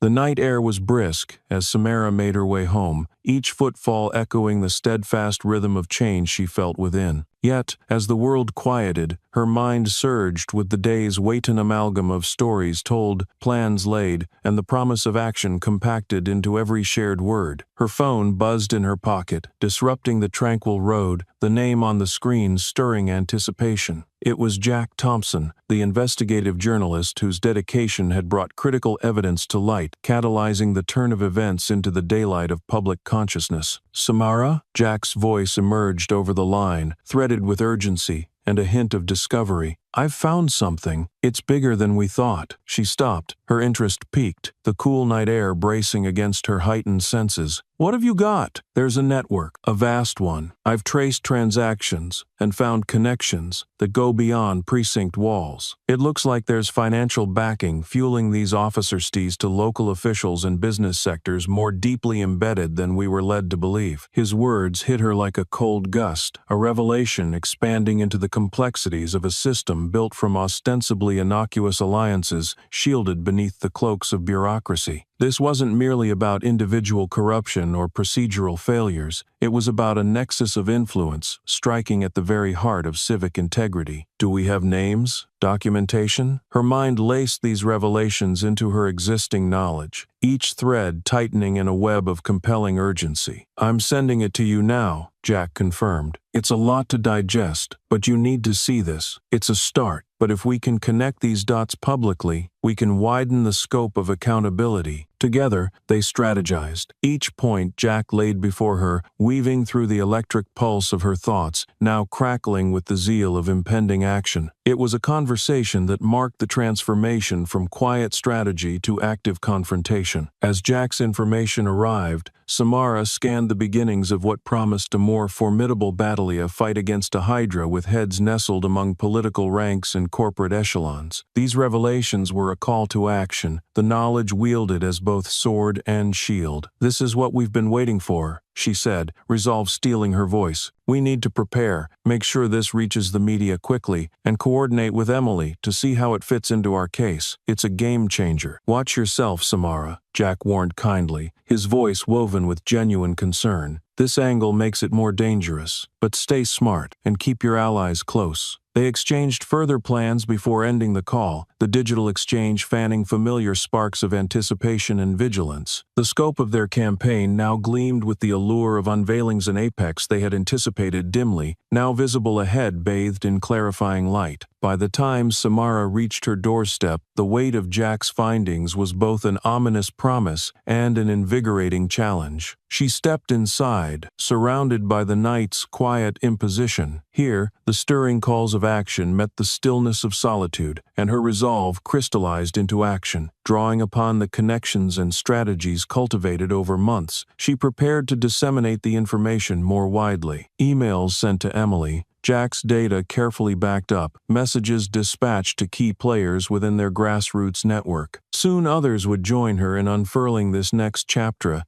her father's legacy now dictated must be emblazoned across the annals of justice. The night wore on, the city dreaming beneath skies gradually obscured by the arrival of cloud cover. Yet inside, Samara remained anchored to her task, recasting the narrative of their struggle into one that surged towards a reckoning with honesty and reformation. There was no turning back, only the unwavering march toward redemption forged from communal courage and personal sacrifice. And, as the digital clock on her counter ticked past midnight, Samara felt the pulse of her own heart sync with the rhythm of an earth poised to watch truth arise anew from the dawn. As dawn broke, casting a soft light over the city still wrapped in slumber, Samara prepared for a day that promised to push the boundaries of their fight for justice to unprecedented heights. Her night had been brief, with sleep merely a fleeting visitor, chased away by the steely resolve forged in the crucible of new revelations. The dossier from Jack remained firmly clutched in her Minden arsenal of truths ready to be wielded against the foundations of corruption. Stepping into the office of Emily at the Attorney General's headquarters, Samara exuded a quiet confidence, each step echoing her unwavering commitment to the justice she sought. The building murmured with the bustling of early morning legal preparations, the anticipation palpable among those who understood the stakes involved in the unfolding saga. Emily greeted her with a nod, a silent concord between allies who had grown to trust one another's instincts intimately. "I've reviewed what Jack sent," Emily began, her voice a ribbon of determination cutting through the morning air. "This shifts everything. We need to act fast." Samara nodded, laying out their next steps like a general briefing troops before a vital engagement. "Connecting these dots is key. We have to be precise sure every documented connection is irrefutable. How long do you need?" "We're ready to fill the gaps with what we have," Emily replied, acknowledging the ripple of urgency that had surged through their plans. They settled into a rhythm, mapping strategies with the precision of chess players, each move calculated to maximize impact and minimize risk. Their collaboration was a dance, cautious and bold, propelled by the momentum of truth reaching its zenith. As morning melded into the fervor of early afternoon, Samara found herself standing before a small assembly of reporters gathered for a press conference, a public unveiling choreographed to expose the machinations uncoverable only through meticulous collective effort. "The evidence presented here today," she began, confidence threading through her words, "uncovers a network of corruption that extends beyond individual misconduct. It implicates key figures in both local government and business sector entities that have enabled these injustices to persist unchecked." Her words were meteors, streaking through the courtroom, casting bright trails across the atmospheric burden of silence. She outlined the complexities of influence that permeated the corridors of administrative power, each point articulated with the clarity of irrefutable data and unimpeachable narrative. The room was still, every eye fixed upon her, the weight of Samara's revelations sinking into the journalistic consciousness that would carry these truths into the public eye. As cameras blinked and flashes punctuated her speech, she felt the raw potential of change fostered by communal resilience. Emily took the stand next, her articulation of legal implications fortifying the structure of Samara's exposé. She delved into legal repercussions, now validated by the evidence presented, promises of subpoenas, charges pending,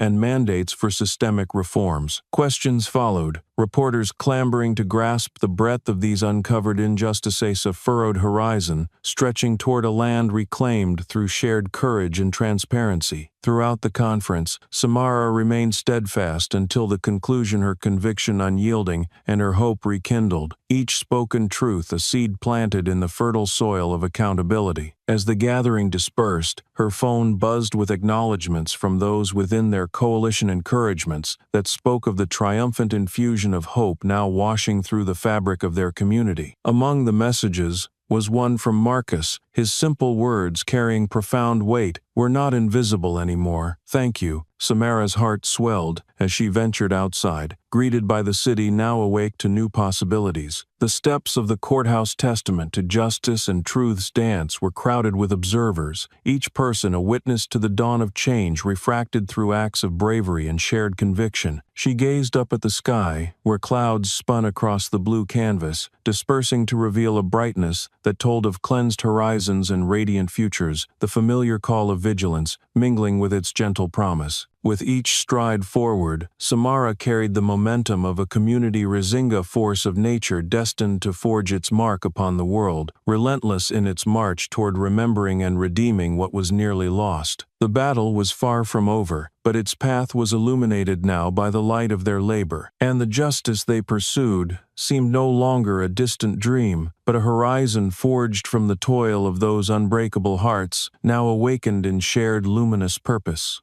The courthouse was shrouded in a solemn calm as the afternoon session commenced. The air felt dense with anticipation, a tangible collective breath on the cusp of release. Today marked the pinnacle of months of arduous work, an intersection of narratives converging on a singular truth: justice must prevail. Inside, the courtroom was a theater of conviction. Observers lined the benches, their presence a testimony to the indelible mark this case had left on the community. Faces of supporters and skeptics alike, intertwined in an intricate tapestry of expectation, gazed toward the center where the next act of this unfolding drama was set to play out. The judge entered, and the room fell into attentive silence. The click of the gavel, a reminder of the gravity held within these proceedings. Samara sat beside Emily at the prosecution's table, her heart steady, bolstered by the strength of shared resolve. Today, the narrative they had so carefully assembled stood ready to challenge the entrenched shadows of injustice. The defense mounted a final, faltering attempt to disprove the web of connections and evidence presented. Their strategy was one of desperation-splintered defenses, punctuated with contradictions now all too clear beneath the meticulous spotlight of scrutiny. As the prosecution rose, represented by Emily's unwavering composure, each point presented was like a deliberate stroke of a craftsman's chisel, carving truth from the stone of deceit. She guided the jury through a timeline that illustrated not only Andre's tragic encounter but the systemic malfunctions reaching high into halls of power unnerved by exposure. In silence, they watched her weave facts with testimonies, laying bare the intricate relationships between corruption's roots and branches. It was a masterstroke of narrative clarity, a precise dissection of lies unspooling under forensic light. By the time closing arguments arrived, the courtroom was steeped in an air ripe with altered possibility. Emily's words hung over the proceedings, eloquent and sharp, a clarion call for justice that reverberated from walls echoic with history's weight. And then the deliberation, the jury retreating to contemplate the truths laid at their feet, a mosaic of revelations awaiting judgment. The waiting began, the anticipation stretching taut across moments suspended like stars, set in mosaic against an academic sky. Supporters gathered in clusters outside, drawing strength from conversations that had begun in distant places but wound together here, united in shared purpose. Samara joined Reverend Harris on the steps, their companionship a balm, while the city around them teetered on the brink of collective realization. Whatever the outcome, Reverend Harris mused, his voice the soft tremor of wisdom meeting possibility, you have already forged a path for change, Samara, That's a victory to be proud of. She nodded, absorbing the enormity of the journey, treading from that first staggering injustice to the dawning of new Hopian arc buoyed by faith in the power of community realized. As dusk slipped into evening, the courthouse called them back, the jury's decision ready to be unfurled before the tapestry of reflection settled about them. Inside, the tension was almost tangible, a living thing that pulsed with the energy of anticipation, breaths held as sentences prepared to tumble into silence. They watched as the jury filed in, each step a beacon illuminating justice's stage on its most solemn night. The foreman stood, his voice carrying the weight of days spent unraveling the labyrinth of deception woven with intent. "We find the defendants guilty," he declared, the words tumbling through the courtroom like the first drops of rain on parched ground, infusing the space with a symphony of breath and disbelief mingling in equal measure. Samara felt the moment sink into her bones, a wholeness born from the confluence of truth and rippling inevitability. The breadth of community power surged through her, divining a path past this moment to broader horizons, untouched by corruption's shadow. Applause erupted, an outpouring of relief and vindication that cascaded across their ranks like waves in a newly liberated tide, washing through the rooms of their hearts now lit by another dawn. Tears, brimmed tears of joy, relief, and enduring hope dripped as tokens of the long march from silence to voice, tended by the caretakers of history's promise unfound until now. The courtroom did not merely pull back shadows, it codified the voices of those who refused to remain quiet anymore, altering futures tethered to stories woven through struggle and strength. As the exhale of justice settled into resolution, Samara inhaled the breath of tomorrows, yet written the whispered vows of vigilance as they stepped across thresholds into a world reshaped. Like stars emerging against dusk's expanse, this verdict would be markers of hope, forever binding the community that rose against complacency. With determination, guided by swirling constellations of memory and dreams, Samara walked, embracing the pure sky once stained shadows were peeled back to reveal the light.